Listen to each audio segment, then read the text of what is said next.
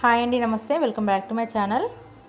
ఈరోజు ఈ వీడియోలో ఎప్పుడు ఒకేలా కాకుండా ఎగ్ ఫ్రైని ఒక్కసారి ఈ విధంగా ట్రై చేసి చూడండి.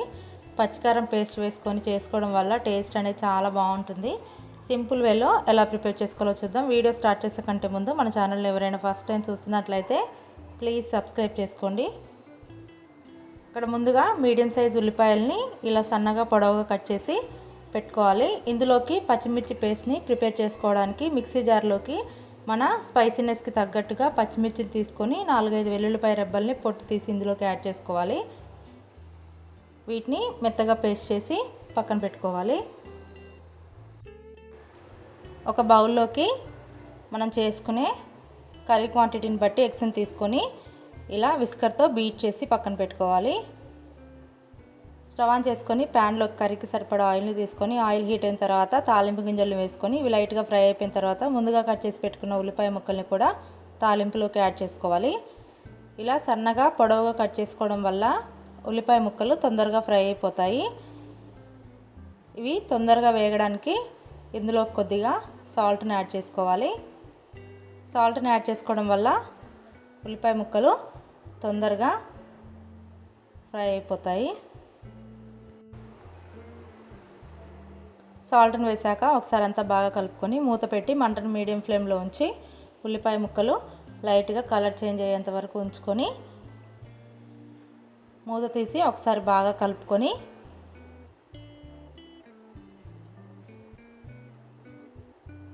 ఇలా లైట్గా కలర్ చేంజ్ అయిన తర్వాత ఇందులో కొద్దిగా కరివేపాకుని యాడ్ చేసుకోవాలి.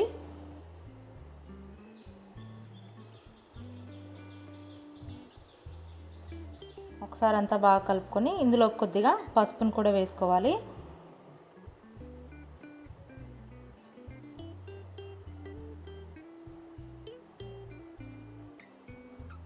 పసుపుని యాడ్ చేసుకున్న తర్వాత అంతా ఒకసారి బాగా కలుపుకొని ఉల్లిపాయ ముక్కలు ఇంకాస్త కలర్ చేంజ్ అయ్యేంత వరకు ఫ్రై చేసుకోవాలి.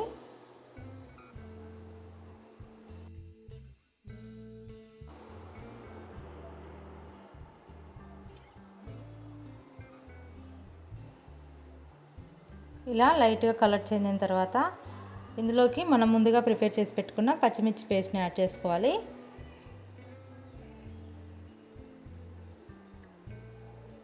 పచ్చిమిర్చి వెల్లుల్లిలో ఉండే పచ్చివాసన పోయేంత వరకు ఆయిల్లో ఇలా బాగా కలుపుకొని కాసేపు మగ్గనివ్వాలి.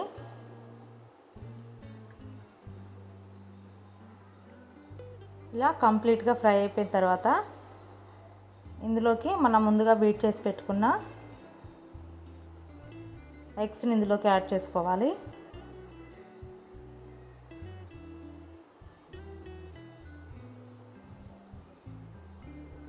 ఎగ్స్ని యాడ్ చేసుకున్న తర్వాత కలపకుండా మూత పెట్టి మంటను సిమ్లో ఉంచి 3 to 4 మినిట్స్ వరకు అలా వదిలేస్తే ఇలా ఎగ్ అనేది డబుల్ సైజులోకి వస్తుంది. ఇప్పుడు వీటిని చిన్న చిన్న ముక్కలుగా ఇలా గరిటెతో ముక్కలుగా చేసుకొని కలుపుకొని ఫైనల్గా ఇందులోకి కొద్దిగా ధనియాల పొడిని వేసుకుంటే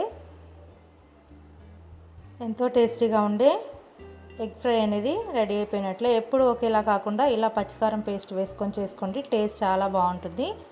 ఈ వీడియో కనుక మీకు నచ్చినట్లయితే లైక్ చేయండి. అలాగే మన ఛానల్ని సబ్స్క్రైబ్ చేసుకోవడం మాత్రం అస్సలు మర్చిపోకండి. Thank you for watching.